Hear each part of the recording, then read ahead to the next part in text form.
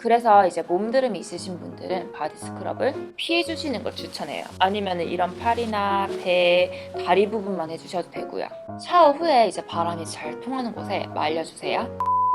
안녕하세요, 한국 여자 소연입니다. 오늘은 얼굴 여드름이 아니고 몸에 나는 이제 몸드름에 대해서도 이야기를 해보고, 관리 방법에 대해서도 이야기해보고, 제품 어떤 게 좋은지도 한번 이야기를 해볼게요. 우선은 제 이야기를 하자면은, 저는 청소년 시기 때 가슴 쪽, 등 쪽에 몸드름이 난 적이 있었어요. 청소년 시기 때라서 그런지 얼굴에 여드름 나는 거, 몸에 몸드름 나는 게 너무 싫은 거예요. 그래서 이제 비누, 바디워시, 바르는 크림도 바꿔보고, 그리고 막 알로에도 진정이 좋다 해가지고 알로에도 바르고 자보고, 진짜 이것저것 다 해본 것 같아요. 알고 보니 이제 청소년 시기에는 호르몬 문제로 여드름, 몸드름이 날 수가 있어요. 이제 얼굴에 여드름이랑 몸드름이 났다고 해서 절대 짜고 긁고 하시면 안 돼요. 짜고 긁고 한 친구들 보면은 흉터가 다 남아있더라고요.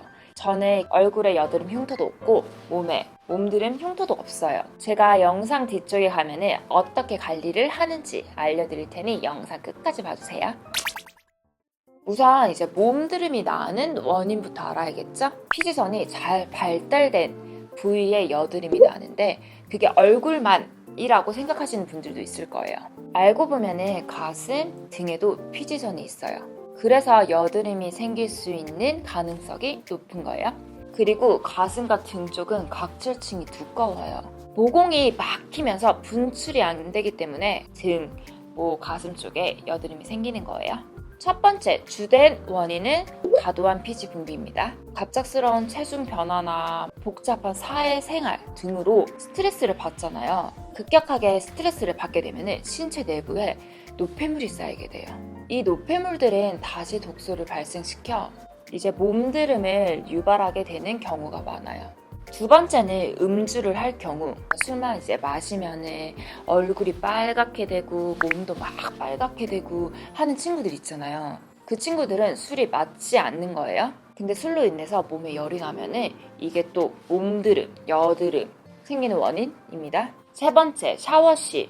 몸드름이 있으신 분들은 저녁에 무조건 샤워해 주시는 걸 추천합니다. 외출 시에 이제 노폐물이 몸에도 남아있을 거예요. 그래서 자기 전에 제거를 해야 되니까 무조건 샤워 깨끗하게 해주세요. 깨끗하게 샤워를 한다는 게 잦은 샤워 아니면 진짜 빡빡빡 민다든지 그런 게 절대 아니에요. 얼굴 같은 경우도 하루 두 번 하는 게 적당하잖아요. 몸 같은 경우에도 많이 하면 2번, 그냥 한두 번이 적당한 것 같아요. 그리고 막 빡빡빡 씻게 되면은 과도하기 때문에 피부 장벽이 무너질 수가 있어요.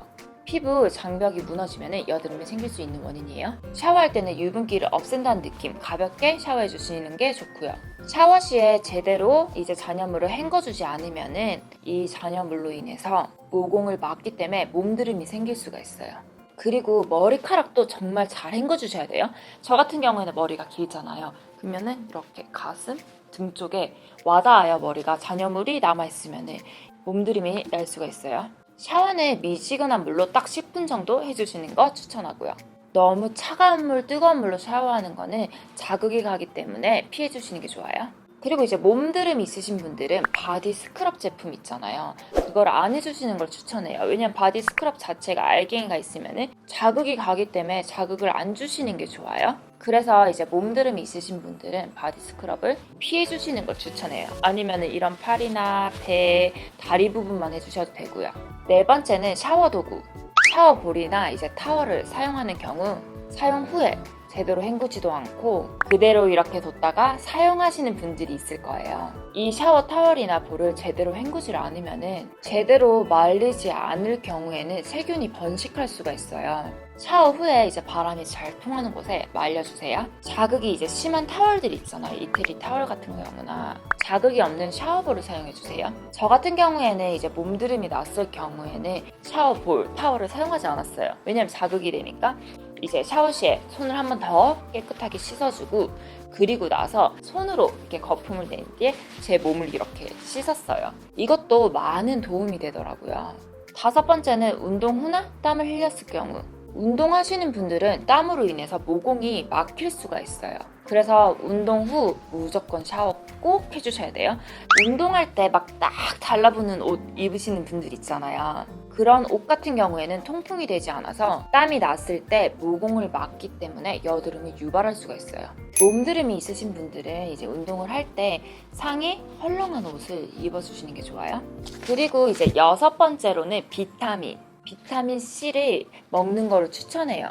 비타민 C를 섭취하게 되면 피지 분비 억제에 도움을 줘요. 그래서 저는 10년 넘게 먹고 있어요. 제가 말한 방법을 해보고도 나아지지 않고 너무 이제 심하다 싶으면 전문가한테 가시는 걸 추천해요. 8번째, 손톱으로 제발 긁지 마세요. 손톱으로 긁게 되면 세균이 침투해서 피부 손상이 올 수가 있어요. 그래서 손톱으로 절대 긁지 말고 이렇게 짜지 말고 면봉으로도 짜지 말고 아시겠죠? 이번에는 바디로션을 고를 때 피해야 되는 성분에 대해서 알려드릴게요. 여드름을 유발하는 시어버터, 코코넛 오일 성분 같은 거, 보습을 이제 방해하는 에탄올, 모공을 막는 스테아리게스트, 미리스틱 애시드, 트리글리세라이드, 팔미틱 애시드 제품 추천을 해드릴게요. 이거 추천한 제품들은 더보기창에 제가 링크를 걸어 놓을게요. 썬바이미 아바파 바디 클렌저, 찰리실산 성분은 과잉 피지와 각질, 노폐물을 깨끗하게 케어해서 바디 트러블 완화에 도움을 줘요. 최적의 비율로 배합된 아하바하파와 티트리수 병풀 정량으로 이루어졌어요. 썩난 피부를 진정시키는 데 도움이 되고요. 이렇게 이제 몸드름에 대해서 이야기를 해봤는데 좋은 정보가 되었으면 좋겠고 좋아요, 구독, 알림 설정 부탁드립니다.